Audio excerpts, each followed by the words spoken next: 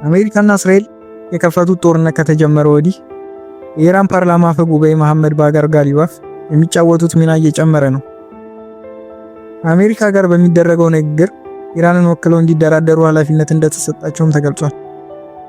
አፈ ጉባኤው ጋሊባፍ የውጭ ጉዳይ ሚኒስትሩ አባስ አርጋቺ ከእስራኤል የግድያ ዝርዝር ውስጥ እንደወጡም የዜና ወኪሉ ሮይተርስ የፓኪስታን ምንጮች ጠቅሶ ዘግቧል።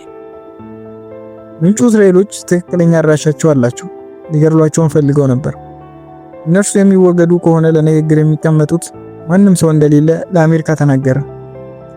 አሜሪካም እስራኤሎች እንዲተዉት ጠየቀች ሲሉ ተናግረዋል። በኢራንና በአሜሪካ መካከል የሚደረገውን ንግግር ከሚያሳልጡ አሸማጋዮች አንዷ ፓኪስታን ነች። የ64 ጉባኤ የኤክስ ገጻቸው ጠላቶች መሬታችንን የመከላከል ቁርጠኝነታችንን እንዳይፈትኑት ሲያስጠነቅቁ እንዲሁም የማያባራ ጥቃት እንደሚፈጽሙ ሲዝቱ ነው የከረሙት። ይህም ቢሆን ግን የተወሰኑ የአሜሪካ ባለስልጣናት ፖለቲከኛው ለንግግር የሚያመቹ ሰው አድርገው እንደሚቆጥራቸው የአሜሪካው የዜና ምንጭ ፖለቲኮ ዘግቧል። ጋሊባፍ ከዚህ ቀደም በተደጋጋሚ ለፕሬዝዳንትነት ተወዳድረው አልተሳካላቸውም። ባለፈው አንድ ወር ውስጥ አሜሪካና እስራኤል በፈጸሟቸው ጥቃቶች በርካታ ከፍተኛ አመራሮች መገደላቸውን ተከትሎ ግን እየጎሉ መጥተዋል።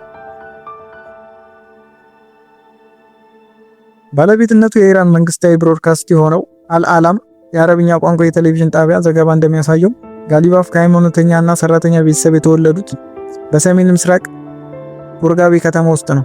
የትውልድ ከተማቸው የተወሰኑ የእስላማዊ አብዮቱ ስመጥር ግለሰቦችን ለኖሩበት ማሻድ ከተማ ይቀርባል። 16 ዓመት ሲሆናቸው ማሻድ ውስጥ ወደሚገኙ ዋና ዋና መስጊዶች በመሄድ ኋላ ላይ ጠቅላይ መሪ የሆኑትን አሊ ሐሚኒን ጨምሮ የሌሎችን አብዮታዊ የሃይማኖት መምህራኖች ትምህርቶች ተከታትለዋል። ጋሊባፍ በአውሮፓውያኑ 1979 እስላማዊ አብዮት ከፈነዳ አጭር ጊዜ በኋላ የኢራቅ ጦርነት ተዋግተዋል። የኢራን አብዮታዊ ዘብ የተቀላቀሉትን በ20 ዓመታቸው ነው። ከሁለት ዓመታት በኋላ የአብዮታዊ ጦሩ አንድ የውጊያ ክፍል አዛዥ ሆኗል። ጦርነቱ በ1988 እስከሚጠናቀቅ ድረስም በዚህ ኃላፊነት ደረጃ ላይ አገልግሏል። ጋሊባፍ ትዳር የመሰረቱት የአብዮታዊ ዘብ አዛዥ በሆኑበት ዓመት ነው። የጋብቻ ስነ ስርዓቱ የመሩትም የመጀመሪያው የጠቅላይ መሪ ሩሆላ ሐሚኒ እንደሆኑ የአልዓላም ዘገባ ያመለክታል። በዚህ ትዳራቸው 3 ልጆች አፍርተዋል። ከጦርነቱ በኋላም በወታደራዊ ስልጣን እርከኑ ላይ ከፍ እያሉ መሄዳቸውን አላቆሙም። በአውሮፓውያኑ 1997 የአብዮታዊ ጦር አየር ኃይል አዛዥ ሆነዋል። የተራማጆች ጋዜጣ በመዘጋቱ የተቀሰቀሰውን የተማሪዎች ተቃውሞ ሐምሌ 1999 ላይ እስላማዊ ሪፐብሊካኑን አናወጠ። የተቃውሞ እንቅስቃሴ በኃይል እንዲታፈን የተደረገ ሲሆን የተወሰደው እርምጃ በርካታ ሰዎችን ተገድለዋል። ጋሊባፍ ራሳቸው በዚህ የአፈና እርምጃዎች ውስጥ ተሳታፊ እንደነበሩ ይታመናል። ሾልኮ በወጣ አንድ የድምጽ ቅጂ ላይ ጋሊባፍ ይሄ 1000 ሲሲ ያለው ሞተር ሳይክል ላይ ሆኜና ዱላ ይዤ የሚያሳይ ፎቶ ነው። ወደ ጎዳና መውጣት እና ዱላ መጠቀም አስፈላጊ በሚሆንበት ጊዜ ስራውን የሚያከናውኑት መካከል ነኝ፣ በዚህም እንኮራለን ሲሉ ተደምጧል።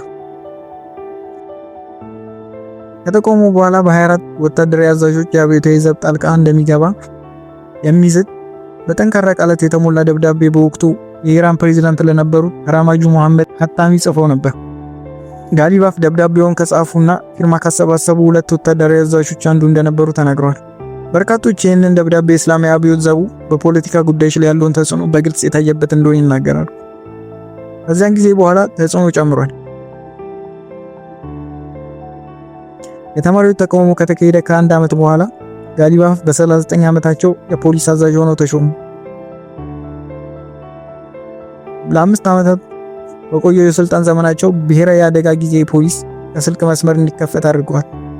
በፖሊስ መኮንኖች ላይ ቅሬታ የሚቀርብበትን አሰራርም ቀልጣፋ አድርገዋል።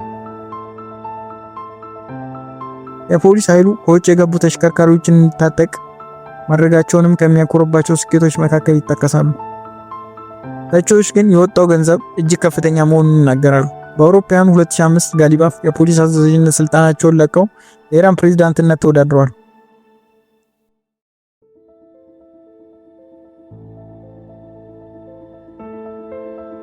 በምርጫ ከተሸነፉ በኋላ የቴህራን ከንቲባ እንዲሆኑ በከተማ ምክር ቤቱ ተመርጠዋል። በዚህ የስልጣን ቦታ ለ12 ዓመታት የቆዩ ሲሆን የኢራኗ መዲና ለረጅም ጊዜ ከመሩ ከንቲባዎች ቀዳሚው ናቸው። በከንቲባነት ስልጣናቸው የከተማዋን የባቡር ስርዓት በማስፋት እንዲሁም እንደ ሳድር የፍጥነት መንገድ ያሉ የትራንስፖርት መሰረተ ልማቶችን በመገንባት በከተማው ያለውን ከፍተኛ የትራፊክ መጨናነቅ ለመቅረፍ ላደረጉት ተግባር እውቅና ይቸራቸዋል። ጋሊቫፍ ሁሌም ቢሆን አይናቸው ያሳረፉበት 4 ጊዜ ሞክረው ሊያገኙት ባልቻሉት የኢራን ፕሬዝዳንትነት ስልጣን ላይ ነው። በአውሮፓውያኑ 2005፣ 2013፣ 2017 እና 2024 ምርጫው የተወዳደረው ማሸነፍ አልቻሉም።